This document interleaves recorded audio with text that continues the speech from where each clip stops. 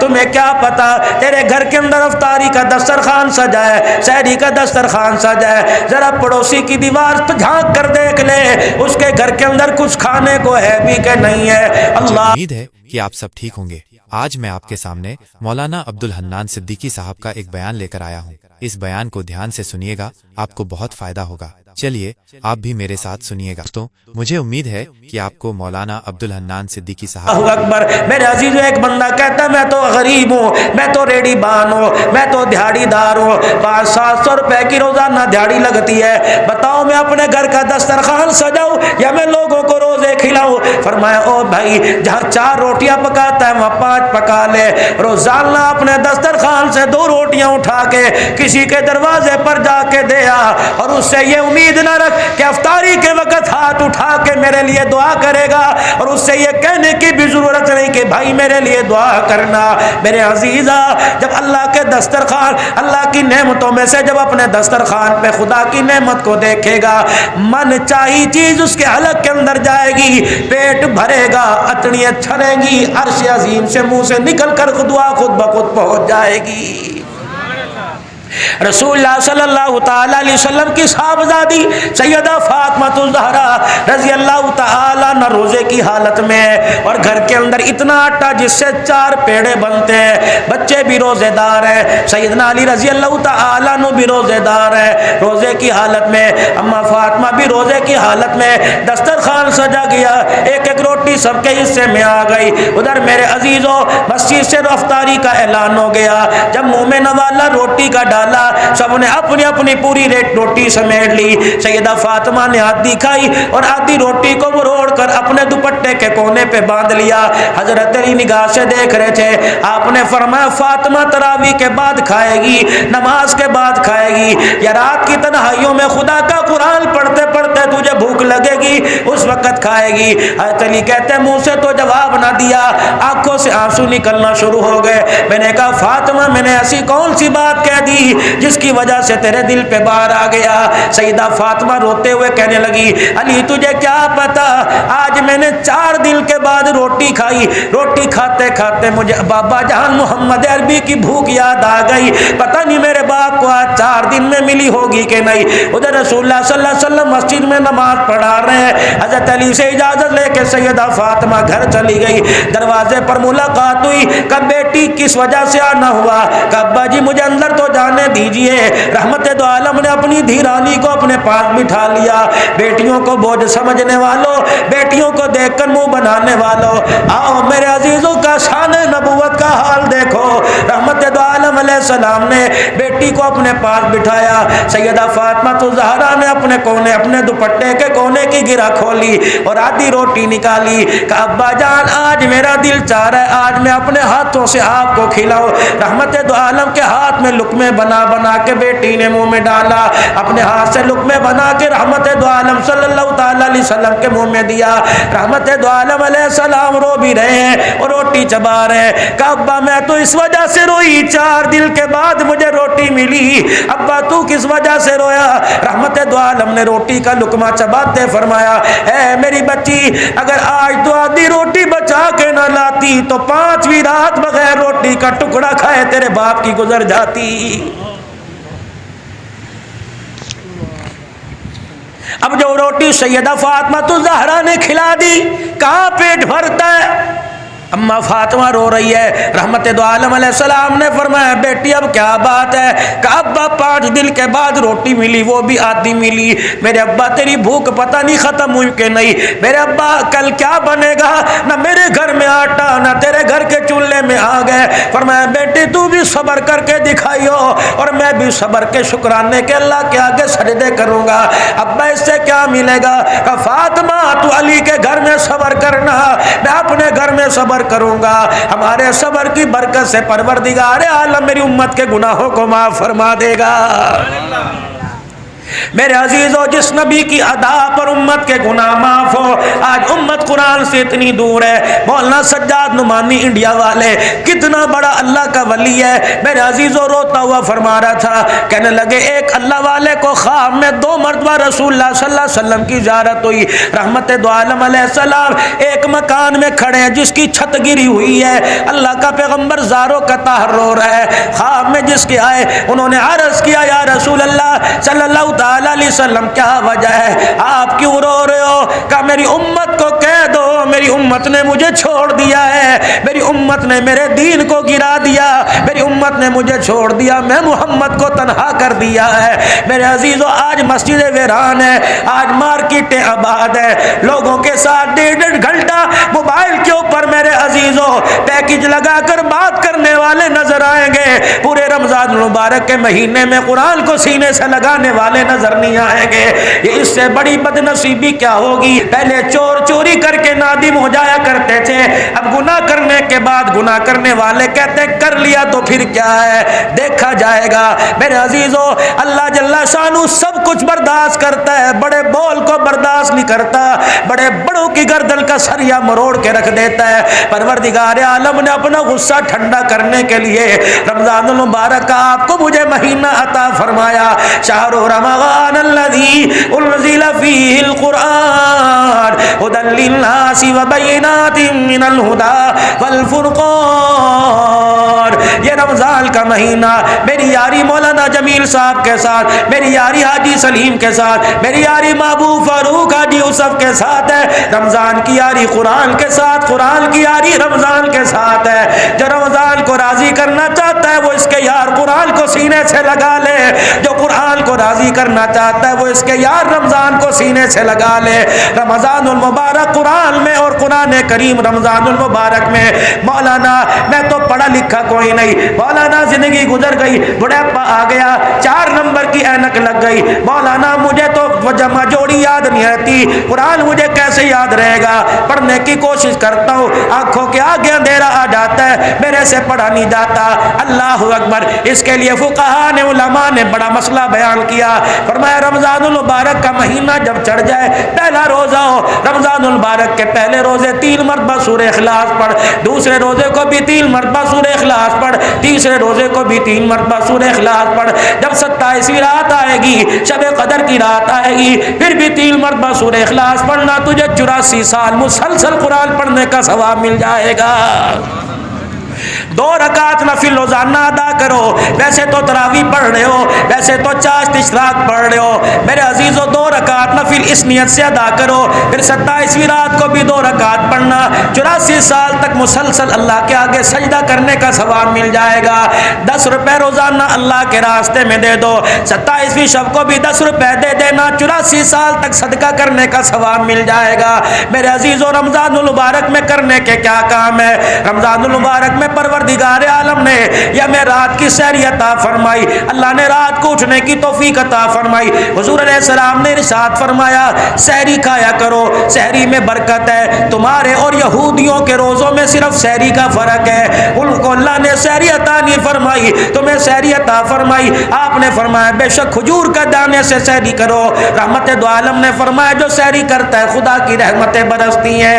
اللہ اکبر! میرے عزیزو تمہارے ہاں 4 ساڑھے 4 بجے سحر کا انتہاء سحر ہوتی ہے، 4 بجے کے بجائے 3:30 بجے اٹھ جاؤ، وضو کر کے اللہ کے آگے مصلی پہ کھڑے ہو جاؤ، جتنا قرآن پڑھ سکتے ہو خدا کو قرآن سناؤ، پھر قرآن پاک پڑھنے کے بعد میرے عزیزو سلام پھیرنے کے بعد اللہ کا ذکر کرو، اللہ کا ذکر، لا الہ الا اللہ الا اللہ، اللہ اللہ اللہ، ہو یا حنان یا منان، استغفر اللہ استغفر اللہ، جتنا اللہ کا ذکر کر سکتے ہو اللہ کا ذکر، پھر استغفار کی کثرت کرو، پھر روح کے اللہ کے آگے سجدے میں پڑھ کے دعا کرو۔ میرے عزیزو بچہ جب چلملا کے دکھاتا ہے، ماں باپ کا کلیجہ جوش مارتا ہے، جب بندہ خدا کو سجدے میں رو کے دکھاتا ہے اس کا رحمت کا دریا جوش مارنے لگ جاتا ہے۔ خوب اللہ کو اور اللہ پاک نے آپ کو موقع عطا فرمایا میرے عزیزو سحری اور افطاری میں ایک کام اور کر لو، چلو میرے بھائی میرے پاس اتنی ہمت نہیں میں کسی غریب کو اپنی عید میں شامل کر سکوں، میں کسی کو اپنی کمائی سے جوڑا دے سکوں، روزانہ 20-25 روپے، روزانہ 50 روپے اپنے گلک میں ڈالتے رہو، 8 دن کے بعد دیکھو کتنے پیسے، 15 دن کے بعد دیکھو کتنے پیسے، 20-22 دن کے بعد دیکھو کتنے پیسے۔ مارکیٹ میں جاؤ ایک جوڑا خریدو اور اس انداز سے مستحق کے ہاتھ میں دو کہ تجھے دیتے پتہ نہ لگے اسے لیتے پتہ نہ لگے، تمہارے دونوں کے کام کو عرش والا دیکھ رہا ہے۔ میرے عزیزو اس انداز سے دیکھیا، فرمایا وہ زکوٰۃ بہتر نہیں جو لوگوں کو بلا کر ان کے دروازے سے بلا کر اپنے دروازے پر کھڑا کر کے دی جائے، زکوٰۃ وہ بہتر ہے جو لوگوں کے دروازے پہ جا کے دی جائے تاکہ لینے والے کی عزت نفس مجروح نہ ہو۔ فرمایا دینے والا لینے والے کے ہاتھ میں نہ پکڑائے تاکہ اس کا ہاتھ نیچے نہ آ جائے، احساس محرومی کا شکار نہ ہو جائے۔ اگر اس کا ہاتھ نیچے آ گیا تیری زکوٰۃ لیتے ہوئے اس کی آنکھ میں آنسو آ گیا اور اس کی آنکھ سے آنسو اس غرض سے نکلا الہی کاش میں بھی دینے والا ہوتا، میرا ہاتھ نیچے نہ ہوتا۔ فرمایا تکبر نہ کرنا، سینہ تان کے نہ دینا، لوگوں کے سامنے دکھلاوا نہ کرنا۔ فرمایا کیا پتا گھر پلٹنے کی واپسی کی مہلت نہ ملے، خدا بھی تجھے ہاتھ پھیلانے پہ لوگوں کے آگے مجبور کر دے، وہ مالک کائنات ہے۔ رمضان المبارک کے مہینے میں اپنے ساتھ والوں کی سحری افطاری کا خیال کرو، کھوج لگاؤ میرے محلے میں کس گھر میں کتنے دن ہو گئے گوشت بھی پکا ہے، کھوج لگاؤ میرے محلے میں کتنے دن ہو گئے، کیا ٹھنڈے پانی سے روزہ افطار کرتے ہیں یا روح افزا سے روزہ افطار کرتے ہیں۔ میرے عزیزو اگر تیرے گھر میں روح افزا سے روزہ افطار ہو رہا ہے اور اس کے گھر میں ٹھنڈے پانی سے افطار ہو رہا ہے اور تیرے گھر کی روح افزا کی یہ شکر کی ٹھنڈی ہواؤں کی خوشبو کے ذریعے یہ پانی یہ کھجور یہ سالن کی خوشبو اس کے ناک کی نتھوں میں پہنچ گئی اور بچوں نے رونا شروع کر دیا تو کوئی بعید نہیں تیرا رب تجھے بھی پانی سے روزہ افطار کرنے پہ مجبور کر دے۔ اور میرے عزیزو روزہ بچاؤ اپنے ہاتھ سے، اپنی زبان سے، اپنی آنکھ کے حیا سے، یہ نہ ہو روزہ رکھ لیا آنکھ کی بے حیائی ہوئی۔ رسول اللہ صلی اللہ علیہ وسلم کی خدمت میں بیٹھنے والا کون ہے؟ سالبہ بن عبد الرحمن رضی اللہ عنہ ہے۔ رسول اللہ صلی اللہ علیہ وسلم کے ہر وقت پاس بیٹھا، بس آخری بات اللہ کے نبی کے پاس بیٹھا کرتے تھے، کوئی کام حضور علیہ السلام کو ہوتا سالبہ جی یا رسول اللہ جاؤ میرا کام یہ کر کے آؤ۔ ایک دن سالبہ بن عبد الرحمن مسجد سے نکلے، مدینے کی گلی میں گزرے، ایک مکان کا دروازہ کھلا ہوا تھا، اچانک یوں کر کے اندر نظر پڑ گئی، کسی غیر محرم پہ نظر پڑی، فوراً انا للہ و انا الیہ راجعون پڑا، دیوار کے سہارے کھڑے ہو گئے، کہ سالبہ تو نے کیا کر دیا؟ جس آنکھ سے رسول اللہ کے چہرے کی زیارت کرتا ہے یہ آنکھ تیری غیر محرم پہ کیسے چلی گئی؟ اے سالبہ تو اپنے آپ کو سزا دے، تیرا وجود مدینے میں رہنے کے قابل ہی نہیں رہا ہے۔ ادھر حضور علیہ السلام انتظار کر رہے ہیں، سالبہ کہاں چلے گئے؟ ادھر انتظار ہو رہا ہے میرا سالبہ کہاں چلا گیا؟ ایک دن گزرا، 2 دن، 3 دن، 4 دن گزر گئے، حضرت سالبہ کا پتہ ہی کوئی نہیں۔ علماء کرام نے فرمایا 40 دن کے قریب گزر گئے، 40 دن سالبہ نہ گھر میں نہ گھر والوں کو پتا، نہ رشتہ داروں کو پتا، نہ مسجد والوں کو پتا۔ اللہ بھی بڑا کریم ہے، اس کی قدرت کو وہی جانے، اس کی حکمت کو جبرائیل علیہ السلام بھی آ کے بتا سکتے تھے لیکن اس کی غفور الرحیمی کو کون دنیا کے اندر ظاہر کرتا۔ 40 دن گزر گئے، آپ نے فرمایا میرے عمر کجی یا رسول اللہ، آپ نے فرمایا میرے سلیمان فارسی کجی کملی والے جاؤ میرے سالبہ کو مدینے کے گرد و نواح میں تلاش کر کے لاؤ۔ یہ میرے عزیزو جب مدینے سے باہر نکلے آواز دے رہے سالبہ سالبہ، لیکن سالبہ کو کسی کو کیا پتا 40 دن ہو گئے روٹی کا ٹکڑا ہی نہیں کھایا، کپڑے بھی پھٹ گئے، جسم کے اوپر خشکی کے نشان پڑ گئے۔ اللہ اکبر، ایک پہاڑی کے دامن میں ایک پتھر کے ساتھ ٹیک لگا کے بیٹھا ہوا ہے۔ اللہ اکبر، ایک چرواہے سے پوچھا تو ہمارے اس ساتھی کو جانتا ہے؟ وہ کہنے لگے کون، مجھے کیا پتا۔ اللہ اکبر، کہنے لگا ہاں ایک آدمی مدینے کی طرف سے آیا، 40 دن ہو گئے، کبھی سجدوں میں روتا ہے، کبھی کھڑے ہو کے روتا ہے، کبھی قیام جہنم میں روتا ہے وہ کونے میں بیٹھ. حضرت عمر لمبے قد کے جوان تھے, بڑے بڑے قدم اٹھا کے چلے, جا کے سالبہ کی حالت دیکھی, آخری سانسوں کا مہمان بنا ہوا ہے. سالبہ نے یوں کر کے دیکھا اور چیخ ماری کہ عمر کہیں میرے لیے سزا کی تو آیت نہیں اتر گئی, میرے اندر ہمت ہی کوئی نہیں میں سزا کی آیت سن سکوں. سالبہ کسی کا انتظار ماں کرتی ہے, بچے کا انتظار باپ کرتا ہے, بھائی کا انتظار بہنیں کرتی ہیں, شوہر کا انتظار بیوی کرتی ہے. اے سالبہ تیرا انتظار کملی والا کر رہا ہے, 40 دن ہو گئے کملی والا تیری یاد میں بےتاب ہے. سالبہ کہنے لگے پہلے بتاؤ جبرائیل میرے لیے کوئی سزا کی آیت تو نہیں لے کے آئے؟ اے سالبہ کیا ہوا؟ عمر تو میرے ایمان سے واقف ہے, تو میرے خاندان سے واقف ہے, اللہ کی عزت کی قسم میں نے جان بوجھ کے نگاہ نہیں اٹھائی. اچانک مدینے کی گلی کا دروازہ کھلا تھا, میری نگاہ پڑ گئی. عمر اس نگاہ کو آنکھ کو سزا دے رہا ہوں, رسول اللہ کا چہرہ تو دور کی بات ہے, سالبہ تیرا وجود مدینے میں رہنے کے قابل ہی کوئی نہیں رہا ہے. تو عمر کہنے لگے میری بات مان, تجھے حضور بلا رہے ہیں. سالبہ کہنے لگے عمر مجھے بتا مدینے میں یہ نماز کس وقت ہوگی؟ جب نماز کھڑی ہو حضور مصلی پہ کھڑو کے نماز پڑھائے, مجھے ساتھ لے جانا, جہاں تک چل سکا چلوں گا, ورنہ عمر کندھے پہ اٹھا کے مسجد میں لے جانا. حضور نماز پڑھا رہے ہوں گے, میں آپ کے پیچھے جا کے کھڑا ہو جاؤں گا. یہی ہوا. سلیمان فارسی حضرت عمر سہارا دے کے مسجد نبوی میں لے گئے. اللہ کے نبی صحابہ کی صفیں بندی پڑی ہے, رحمت دو عالم علیہ السلام نماز پڑھا رہے ہیں. اللہ اکبر. سالبہ مسجد میں پہنچے, اللہ اکبر کا رسول اللہ صلی اللہ علیہ وسلم کی زبان پر یہ آیت آئی, یا ایھا الانسان ما غرک بربک الکریم. حضرت سالبہ کی چیخ نکلی, اے میرے بندے بتا تو صحیح کس وجہ سے اپنے رب سے دور ہو گیا؟ اگر غلطی ہوئی تو میرے پاس آ جاتا, اگر غلطی ہوئی تو مجھے رو کے دکھاتا. ماں باپ کو اولاد پہ رحم بعد میں آتا ہے, خدا کو بندے پہ رحم پہلے آ جاتا ہے. بس غش کھا کے زمین پہ گرے, برادری والے رشتہ دار اٹھا کے گھر لے گئے. سلام کے بعد رسول اللہ صلی اللہ علیہ وسلم کو اطلاع ملی تیرا سالبہ آیا, یہ سن کے زمین پہ گر گیا.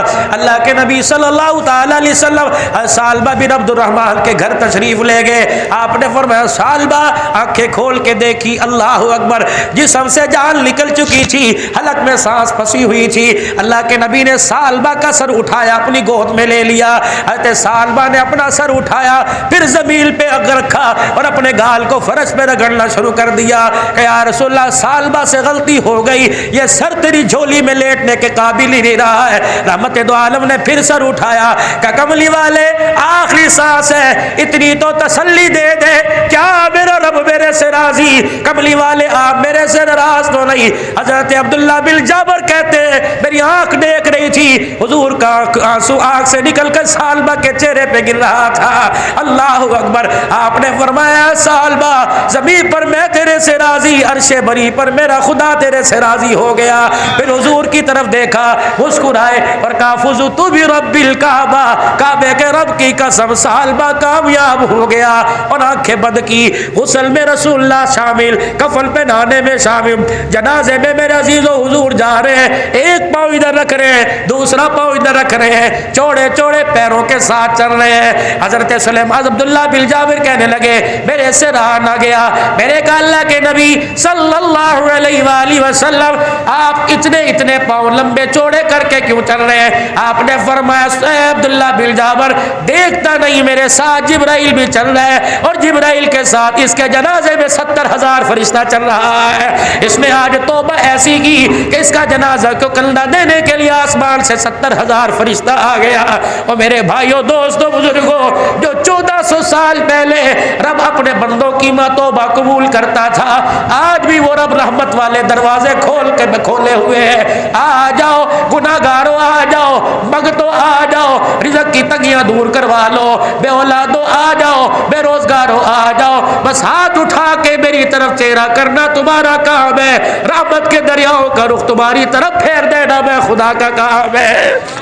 رحمتوں کا مہینہ ہے، اس کے دربار میں جتنا ہو سکے راتوں کو میرے بھائیوں اللہ اکبر، ویسے ہماری عادت دل 11-12 بجے اٹھنے کی، یہ کیا وجہ 11 ساڑھے 11 بج گئے، 2-3 گھنٹے ہیں اللہ کے آگے، 2-3 دل کے اندر اللہ کو کے آگے اتنا اسے رو کے دکھاؤ کہ اللہ جل شانہ کو ہمارے پر رحم آ جائے۔ ہمارے ملک کی جو اس وقت حالت ہو رہی ہے، تجارتی، معاشی اور فرقہ واریت کے جو معاملات، اس وقت اللہ رحم فرما دے۔ پوری دنیا ہمارے پر ہنس رہی ہے، پورا کفر جو ہمیں ایٹمی طاقت سے ہلاک کرنا چاہتا تھا وہ ہمارے پہ تالیاں پیٹ رہا ہے اور کہہ رہا ہے یہ مسلمان کہ اللہ اکبر، ہم مشرک کافر ہونے کے باوجود ان مہینوں کا حیا کرتے تھے، تو مسلمان ہونے کے باوجود ان مہینوں کا حیا نہیں کرتے۔ اپنے لیے اللہ سے دعا کریں اور ساری امت کے لیے اللہ سے دعا کریں، جس طرح مولانا نے اپنے والد محترم حضرت مولانا پیر طریقت مولانا خلیل احمد صاحب رحمۃ اللہ علیہ کے لیے ہاتھ اٹھائے، خدا کی قسم بہت دل کو خوشی ہوئی۔ باپ کے بعد بیٹے نے مصلی سنبھالا، قرآن یہاں پڑھ رہا ہے، ہوائیں قبر پہ چل رہی ہیں، قرآن یہاں پڑھ رہے ہیں، جنت الفردوس کے داخلے کے وعدے وہاں ہو رہے ہیں، جنت کے تاج کے وعدے۔ اللہ یہ دولت آپ کو بھی نصیب فرمائے، آپ کے بچوں کو نصیب فرمائے۔ وآخر دعوانا الحمدللہ رب العالمین۔ اللہم صلی علی سیدنا و مولانا محمد واصحاب سیدنا و مولانا محمد وبارک وسلم۔ اللہم انت السلام ومنک السلام، تبارک ربنا وتعالیت یا ذی الجلال والاکرام۔ یا اللہ ان کے والد محترم حضرت مولانا خلیل احمد صاحب اور ان کے جتنے رفقاء کار اور مسجد کے ابتدائی ساتھیوں میں سے جو دنیا سے چلے گئے، اہلیان علاقہ میں سے جو دنیا سے چلے گئے، حاجی محمد سلیم صاحب کے والدین اور یہاں ان کے والد محترم میرے والدین، جو حضرات سامنے بیٹھے، اللہ کریم تمام کی مغفرت فرما دے، درجات بلند فرما دے۔ بھائی عبدالجبار صاحب پکوان والے، ان کی اہلیہ محترمہ کا انتقال ہوا، اللہ ان کی مغفرت فرما دے، درجات بلند فرما دے۔ اللہ اپنے بندوں کی جتنی بیماریاں ظاہر باطن اللہ ساری شفاؤں میں تبدیل فرما دے۔ حاجی محمد یونس صاحب ان کی اہلیہ محترمہ کو شفا عطا فرما دے، گھروں میں سب کے خیر و برکت عطا فرما۔ جن کے نام آتے ہیں اللہ لے لیے، جن کے نام نہیں آتے الہ العالمین آپ کو تو آتے ہیں اور آپ اپنے بندے کے حال سے بخوبی آپ کو علم ہے، اللہ سب کے حال پر رحم فرما دے، بے اولادوں کو اولاد دے دے اور اولاد والوں کی اولاد کو نیک بنا دے۔ اے اللہ سب کے بچوں کو قرآن کی دولت عطا فرما دے، اللہ ہم سب کے سینوں کو قرآن کا صندوق بنا دے۔ یا اللہ ہماری زبان پر قرآن کی تلاوت کو جاری فرما دے۔ یا اللہ یہ نعمت ہمیں قبر تک لے جانے کی توفیق عطا فرما، قرآن شریف سے محبت اللہ نصیب فرما دے، اللہ اس یار کی یاری کی توفیق عطا فرما دے اور جنت الفردوس میں داخلے تک اس کی یاری کا ہاتھ نصیب فرما دے۔ یا اللہ امت مسلمہ سے پریشانیاں ختم فرما دے۔ اللہ ہم سب حضور کی ختم نبوت کے چوکی دار ہیں الہ العالمین۔ یا اللہ ہمیں حضور کی ختم نبوت کا چوکی دارہ کرنے کی توفیق نصیب فرما دے، ہماری حکومت کو یا اللہ وقت کے نزاکت کے مطابق فیصلے کرنے کی توفیق عطا فرما، غلط پالیسیوں سے اللہ چھٹکارا عطا فرما دے، جو پورے اسلام کی خیر خائی کے لیے فیصلے ہو، پوری دنیا کے مسلمان حکمرانوں کو وہ فیصلے کرنے کی توفیق عطا فرما، پوری دنیا کے مسلمان اور حکمرانوں کو اللہ متحد فرما دے اور ایسا قانون لانے کی توفیق دے دے کہ ہمیشہ ہمیشہ کے لیے مشرقی اور مغربی ممالک سے ختم نبوت کی توہین اٹھ جائے اور ختم نبوت کی عظمت ہمارے دلوں کے اندر بیٹھ جائے۔ یا اللہ جتنے فتنے سب کو ختم فرما دے اور ہم سب کو ان فتنوں سے بچا لے۔ اے اللہ جنہوں نے دعاؤں کے لیے کہا کہنا چاہتے تھے سب کی حاضری قبول فرما لے۔ اب بھائی عقیل صاحب مولانا جمیل صاحب کے جتنے برادران ہیں دیس پردیس میں اللہ سب کی حفاظت فرما، ہمارے بچے جو روزی رزق کی تلاش میں دیس پردیس میں اللہ تو ان کی حفاظت فرما، ہمارے پاکستان کی حفاظت فرما، جو بچیاں جوان ہیں اللہ عزت والے رشتے عطا فرما، جن کی شادیاں ہو چکی نرجا کی زندگی گھریلو زندگی سے پریشان ہے اللہ محبت والی زندگی عطا فرما دے، میاں بیوی میں مانگی اور اتفاق محبت پیدا فرما دے، اہلیان سکر کی حفاظت فرما، پوری دنیا کی اللہ خوشحالیاں نصیب فرما، دنیا آخرت کے خیر کے فیصلے فرما، زندگی ایمان اسلام والی عطا فرما دے اور موت آئے ایمان کی سلامتی نصیب فرمانا، کلمہ پڑھتے ہوئے موت عطا فرمانا، آخری وقت کی نماز جماعت کے ساتھ اپنے گھر میں بلا کر سجدہ کرنے کی توفیق عطا فرمانا، دنیا داروں کا حق دینے کی توفیق عطا فرما اور اپنے حق کی بھی ادائیگی ادائیگی کی توفیق نصیب فرما، رمضان المبارک کے روزے تراویح قبول فرما لے اور زیادہ سے زیادہ لگن شوق نصیب فرما دے، اس مسجد کو آباد فرما، تعاون کرنے والوں کو آباد فرما، آباد کاروں کو آباد فرما۔ حضرت جی جو بوٹا لگا کے گئے ہیں اللہ اسے گلشن کی صورت نصیب فرما دے اور اس کا فیض جامع مسجد کا پورے عالم کے اندر پھیلا دے، اس مسجد سے ملحق مدرسے کو آباد فرما دے، والاسد تھانوی صاحب کی اللہ اور برکت عطا فرما دے۔ یا اللہ جتنے مدینی مدارس ہیں دین دوگنی راہ چوگنی ترقی عطا فرما۔ ربنا تقبل منا انک انت السمیع العلیم وتب علینا انک انت التواب الرحیم، وصلی اللہ علی حبیب محمد و آلہ وصحبہ اجمعین برحمتک یا